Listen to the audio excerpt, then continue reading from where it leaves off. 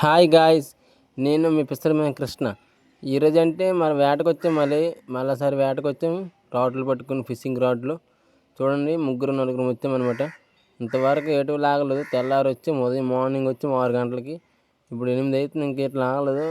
అయినా సరే కాస్తాను ఓపిక మీద. సో నా అయితే సరైన చేపలు అయితే ఓపిక అంతా మనకు తీరిపోద్ది. గాయస్, ఈలోగా మనం మాట్లాడుతుంటే ఒక చేప అనేది లాగింది కుర్రోడికి. చూడండి అంత తక్కువ, అది కిందకి లాగుతుంది చేప, అంత గట్టిగా లాగుతుంది. చూడండి ఏ చేప ఇంకా అర్థం అవ్వట్లేదు. కిందకైతే గట్టిగా లాగుతుంది ఇతనికి. చూడండి ఇంకా మా కుర్రోడు ముందుకు వెళ్తాడు. చిన్న చేప పెద్ద చేపలాగా ఉంది.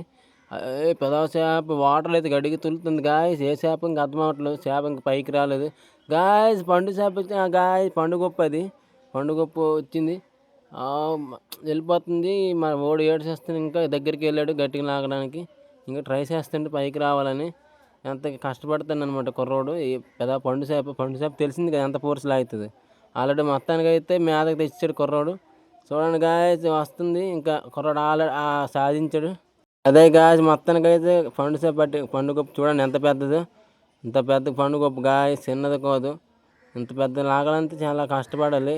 మరి తెల్ల నుంచి కాసాము, మరింతవరకు ఫలితం దొరికింది గాయస్. చూడండి ఎంత పెద్ద పండుగొప్పు.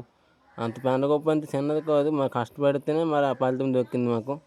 మరి పండు చేప ఇప్పుడు వెళ్ళి ఇంటికి ఎట్టుకెళ్ళి మరి పులుసు ఎట్టడమే గాయస్. మరి అలాగే నాకు సపోర్ట్ చేయండి గాయస్. అలాగే లైక్, షేర్, సబ్స్క్రైబ్ చేయండి గాయస్. అలాగే సపోర్ట్ చేయండి గాయస్.